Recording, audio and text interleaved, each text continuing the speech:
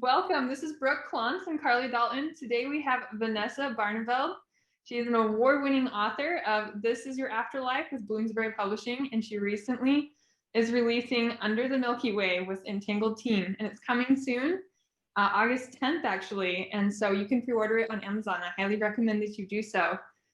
We have Vanessa here today to help equip you with the tools necessary to get published in today's industry. So we are really excited to have her today. We're gonna ask her a few questions about her book, Under the Milky Way. So Vanessa, what inspired you to write Under the Milky Way? I was inspired in part by my late mum. She was a total believer in UFOs. And the reason for that is because when she was a little girl, she actually saw 2 UFOs in one day, like they were traveling together, she said. And she was young, she was by herself. And of course, nobody believed her, but I believed her when she told me. And so this book is actually for all those people who have seen UFOs and no one believed them. I believe you. I also drew a lot of inspiration from a magazine series that I used to read when I was a kid. And it was all full of stuff like Men in Black, UFO sightings, aliens, witches, and all that sort of stuff. So that fed my imagination for all these years. And another source of inspiration comes from my day job, where I actually have to watch TV all day, which is such a hardship. I get to watch, well, I used to get to watch a lot of UFO shows. And that also kept my mind ticking, you know, what if aliens were real? What if they visited Earth? What if they live here? What do they want from us?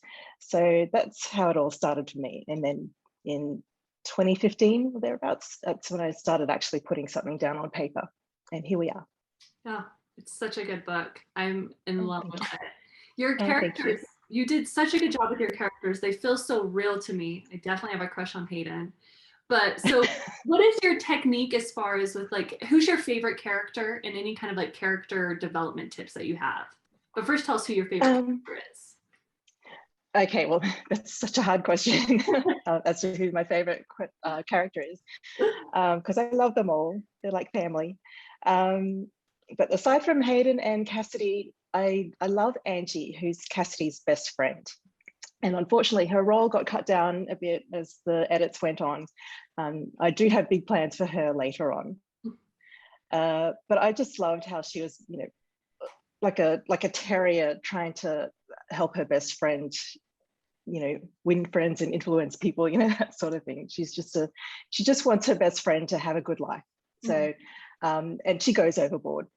Speaking of characters, I've noticed that when I was reading your book that some of your characters, all of your characters, have very marked physical characteristics, like down to the way they stand, the way they walk, the texture of their touch, like the leathery hands of the aliens. What do you, when you're building these descriptions and what they look like and even their family heritage, how do you structure that and outline it and put it in your character descriptions? Like, how do you organize that all? When I first start writing and when characters start forming in my mind, I kind of like have a blank canvas for them. Like I have an outline of them and their features are blurry. And then I go look at Pinterest or whatever and check out models and actors, and kind of the look of my characters kind of start to form. And as I get into their character development as well, then they start to become much more clearer to me. As for the aliens and their look, well, the gray aliens in my book, they're based on, you know, your average movie alien, you know, the big head, huge eyes, spindly arms and legs. As for their skin, I originally wrote them with fish scale skin. And then I remembered when I was a little kid, my stepmother gave me an E.T. doll, and it had pleather skin. And it felt like real skin. It was kind of realistic. So then I changed my aliens into E.T. like pleather skin. Interesting. Yeah. As for family heritage, the heroine, Cassidy, she's Dutch Indonesian like me, so she has a few characteristics of mine, except height.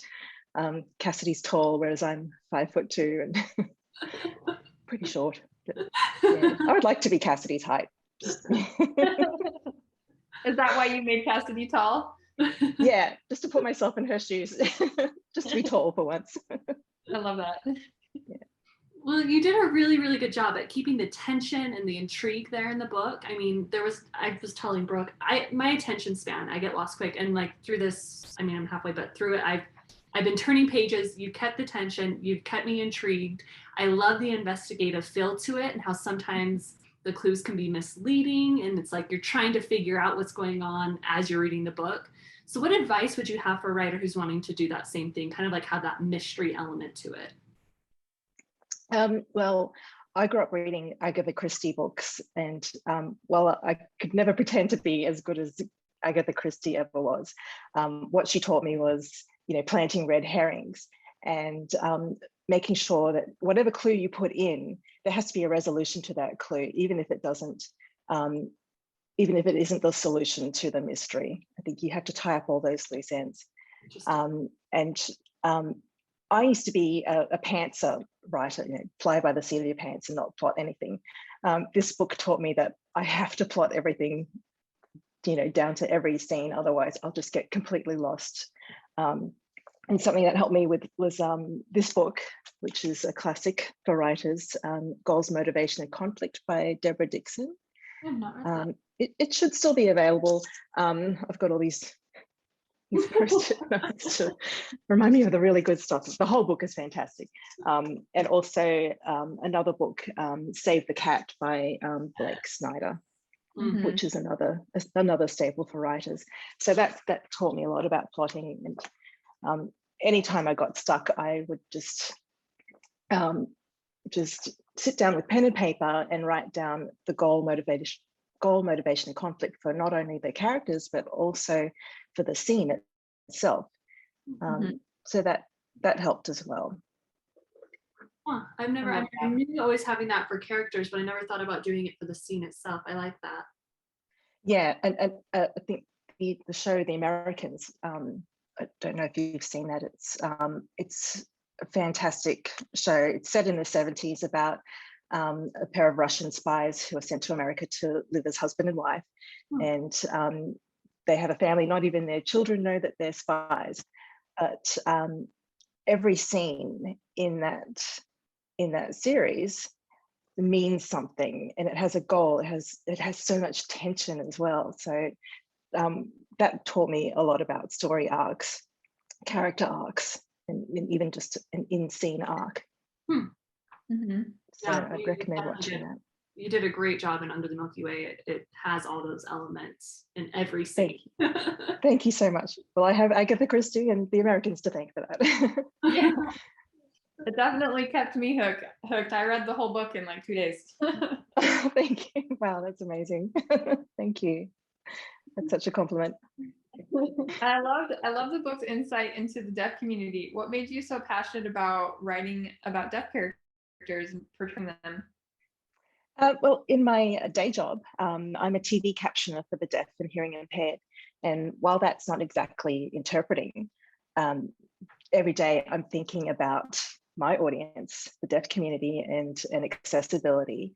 So that's at the top of my mind. And for me, it was important to get the portrayal of Alondra, who's my character who happens to be deaf.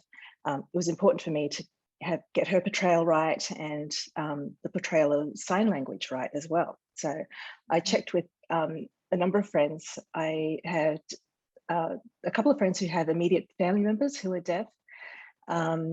I talked to a linguist who, I talked with a linguist who teaches deaf people, and also spoke with an interpreter to get their feedback on the scenes. So I would advise for anyone doing the same, just research as much as you can, interview people, don't use stereotypes or generalize or make assumptions, and definitely employ a trained sensitivity reader to make sure that you've got all the details right. Mm-hmm. Did Entangled Teen have a sensitivity reader for you, or did you find one? They had one for me, so that was brilliant. Yeah, but yeah, I think if you're self-publishing, or even if you have a contract, do seek out a sensitivity reader. Very good advice. Yeah, that's awesome. So you did like a really good job with your romance as well, like as a side subplot in your book, and like keeping Hayden feel like almost perfect, but he also still had flaws, so he still felt real. What advice do you have for somebody wanting to write romance as a subplot, or any kind of like romantic tips that you have? For romance writing tips, well, I've always been a romance reader, first and foremost. I think you really have to love the genre you're writing in, otherwise your characters and your story just don't ring true. And another thing is that you have to make your characters lovable. And that seems sort of obvious, doesn't it? But they have to be lovable and do lovable things that readers can relate to, and give them obstacles or situations to keep them apart, and then give them a reason to fight to stay together. And then it seems corny to say, but if you write from the heart, that'll shine through on the page too.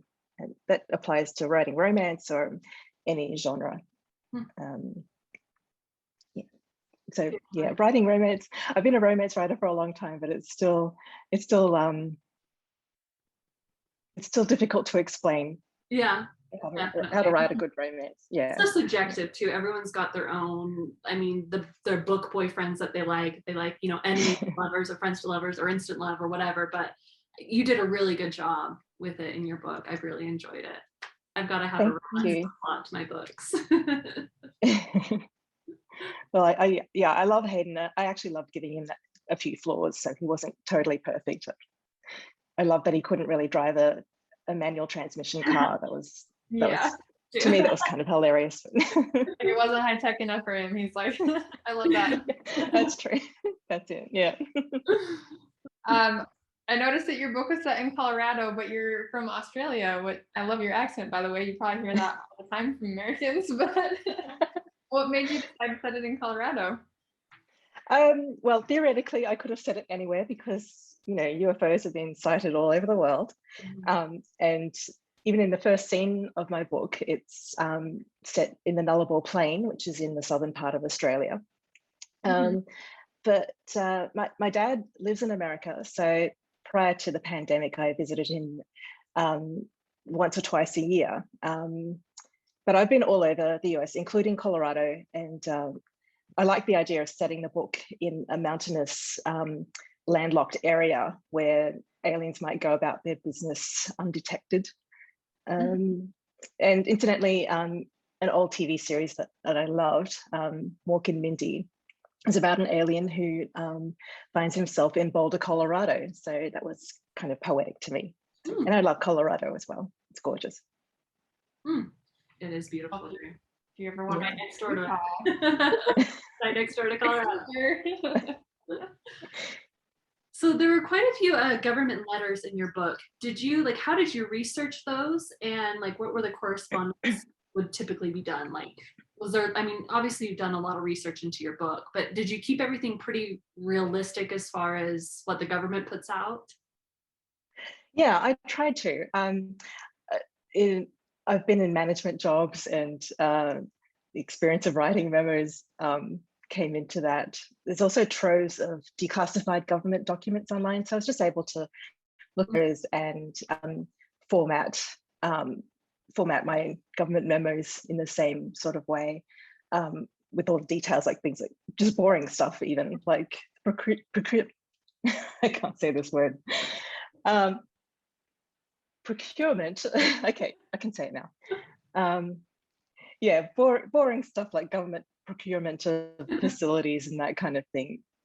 The stuff no one really likes to read, but I added those in for authenticity. Definitely gave it that. Little clues throughout. Yeah.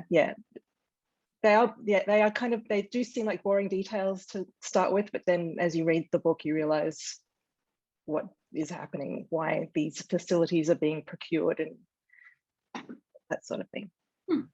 Very interesting. So I really loved like when you, even in like your narration and your dialogue, there was a lot of, I guess I call it like what's being on the, there's more being said that's than what's just on the page. So like a way that you, is there any kind of advice you could have for somebody who's wanting to do that in their own work? Well, first of all, thank you so much for saying that, because that's exactly what I was aiming for. When I write a first draft, it's very sparse, and I know this is actually also a fault of mine, where I write too sparsely and I'm not explaining everything. I do like to make the reader think a little and look for subtext in what people are saying. So I think it is a difficult thing to explain. I think if you start off in a sparse fashion and then add more layers, that tends to work for me anyway. And then when I go through further drafts, I just I have a look at, well, am I being clear here, or does it need a bit more explanation, or if I might look at the rest of the scene and go, okay, I think the reader can figure out what's going on. So yeah, I love that. Layers. Don't try and get it right on the first draft, because it'll never exactly happen. Yeah, first drafts are always terrible, especially mine. But yeah, there was some really good, I'm drawing a blank on them now, but I'm like, I gotta remember these. But yeah, there was like things where Cassie's like, well, what on earth? And then what was the other one? There was a really good one. And I'm like, oh, there's so much like wordplay and like so much like other subtext going on. I really enjoyed that. Thank you so much. Really added to the mystery and suspense. Yeah, I love that. Thank you so much for joining us. That is all we have time today. Please be sure to check out Vanessa's newest book coming out, Under the Milky Way. It is available for pre-order and it comes out on August 10th. Me and Brooke have both read it. We love it. We highly recommend it. And then be sure to join us next Wednesday for when we have Vanessa talk over marketing strategies. Thanks, everyone. Bye.